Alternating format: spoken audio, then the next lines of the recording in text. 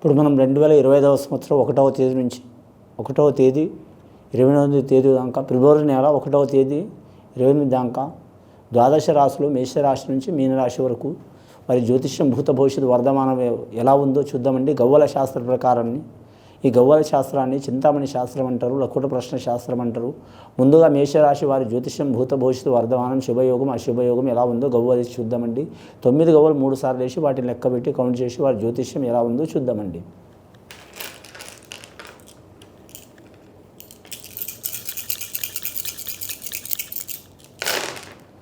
మేషరాశి వారి జాతకంలో 6 గవ్వలు పడ్డాయండి. శుక్రమహారదశ గవ్వలు పడ్డాయి. చాలా వరకు శుభసూచకం ఉంది వారి పేరు మీద. ఏ పని చేసినా విజయవంతంగా అయ్యే అవకాశం ఉంది వారి జాతక బలంలో. మేషరాశి వారి జాతకంలో చాలా కాలం నుంచి పడుతున్న ఇబ్బందులు, చిక్కులు, చికాకులు ఈ మాసం తీరిపోయే అవకాశాలు ఉన్నాయి. ప్రయాణాలు అధికం ఉంటాయి. ముఖ్యంగా వీరు చేసే వృత్తిలో పనిలో ఆటంకాలు వచ్చినా మాత్రం వారు అనుకున్న సాధించే అవకాశం ఉంటుంది. స్త్రీలకు అద్భుతంగా ఉంటుంది. పురుషులకు సరిసమాన యోగం ఉంటుంది. బాలబాలికలు విద్యాస్థానంలో కలిసి వచ్చే అవకాశం ఉంది. ఆ విద్య రాణించడానికి మాత్రం విఘ్నేశ్వరుని ఆరాధన చేయడం చాలా వరకు మంచిది. సరస్వతి మాతకు ధ్యానం చేయడం చాలా వరకు మంచిది. అలాగే లలిత సహస్రనామాలు అమ్మాయిలు చదవటం, బాలబాలికలు చదవటం, అలాగే వీరి జ్యోతిష్యంలో విఘ్నేశ్వరుని ఆరాధన, సరస్వతి ఆరాధన పురుషులు చేయటం చాలా వరకు విద్య విషయంలో కలిసి వచ్చే అవకాశం ఉంటుంది. నిరుద్యోగులు శుభవార్త వినే అవకాశం ఉంది. అలాగే వివాహ విషయం గురించి మాత్రం చాలా వరకు పెండింగ్లో పడ్డ వివాహ విషయంలో మాత్రం కలిసి వచ్చే అవకాశం ఉంటుంది. కానీ రెండవ వివాహం విడిపోయి వేరుగా వివాహం చేసుకోవాలనుకునే వారు కూడా చాలా వరకు శుభవార్తలు అందే అవకాశం ఉన్నదండి. అలాగే భార్య భర్తలతో కొన్ని సంవత్సరాల నుంచి కొన్ని నెలల నుంచి మనస్పర్ధాలు వచ్చి విడిపోయిన వారు, దూరమైన వారు చాలా వరకు మాత్రం ఇబ్బందులు వచ్చి మాత్రం రాజీ అయ్యే అవకాశం ఉందండి. చాలా వరకు రాజీ చేసుకోవడం మంచిది. లేదా చాలా దుష్ఫలితాలు కలిగే అవకాశం ఉంది వారికి. అటు స్త్రీలకు పురుషులకు ఇద్దరికి ఇబ్బంది వచ్చే అవకాశం ఉందండి.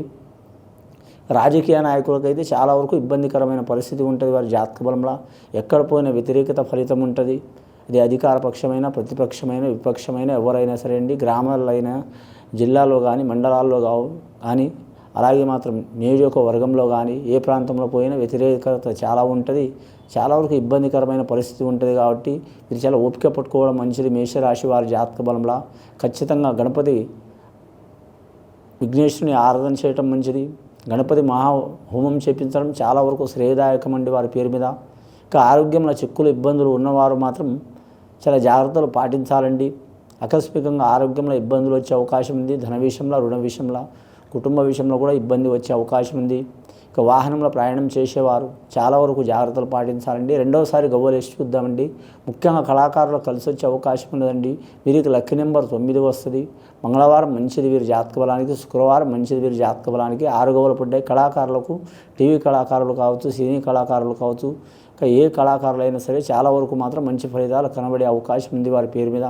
ఆ కళామ తల్లి ఆశీర్వాదం కావాలంటే ఖచ్చితంగా ఎవరికి పూజ చేసినా చేయకపోయినా శ్రీకృష్ణుని ఆరాధన చేయటం, శివుణ్ణి ఆరాధన చేయటం, అలాగే సరస్వతి మాతను, అలాగే మాత్రం మీరు ఖచ్చితంగా వారు నమ్ముకున్న దేవతల్ని ఆరాధన చేయటం శుభ సూచకమయ్యే అవకాశం ఉందండి. రెండవసారి గవ్వలేసి చూద్దాం మేషరాశి వారి పేరు మీద.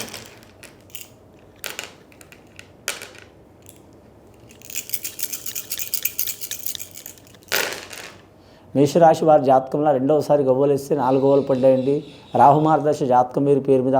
ముఖ్యంగా సైన్స్ రంగంలో ఉన్నవారికి కలిసి వచ్చే అవకాశం ఉంటుంది. డాక్టర్ కోర్స్ రంగం ఉన్న వారికి చాలా వరకు మంచి ఫలితాలు కలుగుతాయండి. అలాగే వీరి జాతకంలో చూడాలంటే మాత్రం ముఖ్యంగా రియల్ ఎస్టేట్ రంగం వారికి మాత్రం మంచి ఫలితాలు ఉంటాయండి వీరి పేరు మీద. అలాగే వీరి పేరు మీద చూడాలంటే మాత్రం వ్యాపారం చేసే వారికి మాత్రం మిశ్రమ ఫలితం ఉండదండి. వారు ఏ వ్యాపారం చేసినా కూడా మిశ్రమ ఫలితం ఉంటుంది. ముఖ్యంగా వీరి జాతక బలంలో చూడాలంటే షేర్ మార్కెట్ రంగం, స్టాక్ మార్కెట్ రంగంలో చాలా జాగ్రత్తలు పాటించాలండి. ఇబ్బందులు అయ్యే అవకాశం ఉంది. పార్ట్నర్షిప్ అయితే పనికి రాదు. వీరి జాతక బలంగా సొంతంగా చేయడం చాలా వరకు మంచిది వీరి పేరు మీద. ఈ రాశి వారి సామాన్యంగా మాత్రం ఎవరిని నమ్మరండి. నమ్మినంటే మాత్రం ఖచ్చిత గుణం ఉంటుంది, కపటం ఉండదు. ఏ మాట అయినా సూటిగా మాట్లాడతారు. ఏ పని చేయాలనుకున్నా మాత్రం ఖచ్చితంగా చేసే వరకు వదిలిపెట్టరు. పట్టుదల చాలా ఉంటుంది. ఇతరులు అహంకారం అనుకుంటారు, మొండితనం అనుకుంటారు, కానీ వీరికి పట్టుదల చాలా ఉంటుంది. ఈ రాశి వారి జాతకంలో చూడాలంటే మనకి రాబోయే కాలం చాలా ఇబ్బందులు, చికాకులు ఉన్నాయి. కాబట్టి నవగ్రహాల ఆరాధన చేయడం కూడా చాలా వరకు మంచిది. ఇక వివాహ విషయంలో చిక్కులు, చికాకులు ఉన్నవారు, సంతాన విషయంలో దరిద్ర బాధలు ఉన్నవారు, బాలరిష్ట దోషం ఉన్నవారు, సంతానం కలగటం కానీ, సంతానం కలగకపోవటం కానీ, కలిగి నష్టం కావటం కానీ, లేకుంటే గర్భస్రావ దోషం కావటం కానీ స్త్రీలకు, అలాగే పురుషులకు మాత్రం సంసారంలో ఇబ్బందులు రావటం కానీ ఇలాంటి దోషాలు, చిక్కులు, చికాకులు ఉన్నవారు ఖచ్చితంగా కులదేవతని ఆరాధన చేయటం చాలా వరకు మంచిది. నాగేంద్రుడి పూజ చేయటం చాలా వరకు మంచిదండి. అలాగే వీరు జ్యోతిష్యంలో చూడాలంటే వారి గృహంలో మాత్రం అరటి చెట్లు పెంచడం చాలా వరకు సంతాన అభివృద్ధి కలిగే అవకాశం ఉంటుందండి. అలాగే నారికేళ చెట్టు అంటే కొబ్బరి చెట్టు కూడా మాత్రం పెంచడం చాలా వరకు శుభదాయకం ఉంటుంది వారి పేరు మీద. అలాగే శివునికి సంబంధించిన చెట్టు బిల్వ వృక్షం, ఆ వృక్షం పెంచడం కూడా చాలా వరకు శుభయోగం ఉంటుంది. వీరి మీద ఉన్న చిక్కులు, చికాకులు వెళ్ళిపోయే అవకాశాలు ఉన్నాయి. ఏరే దేశం, ఏరే రాష్ట్రం, ఏరే ప్రాంతం వెళ్ళాలనుకునే వారికి తప్పకుండా మంచి ఫలితాలు కలుగుతాయండి.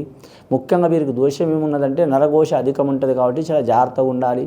ఇప్పుడు రఫ్ అండ్ టఫ్గా ఉంటారు కాబట్టి వీరు ఖచ్చితంగా గుణంతో ఉంటారు కాబట్టి కొంచెం నిదానం ఉండటం మంచిది. ఈ నెల వీరి జాతక బలంలా నిదానం ఉంటే చాలా వరకు కలిసి వచ్చే అవకాశాలు ఉంటాయి. సన్నిహితుల సహకారం ఉంటుంది. శత్రువులే మిత్రులుగా మారుతారు, మిత్రులు శత్రువులుగా మారుతారు. ఎవరు ఎప్పుడు ఎలా ఉంటారో ఎవరికి తెలియదండి. వీరు జాతకంలో చూడాలంటే మాత్రం ట్రాన్స్పోర్ట్ రంగం వారికి మాత్రం చాలా జాగ్రత్తలు పాటించాలి.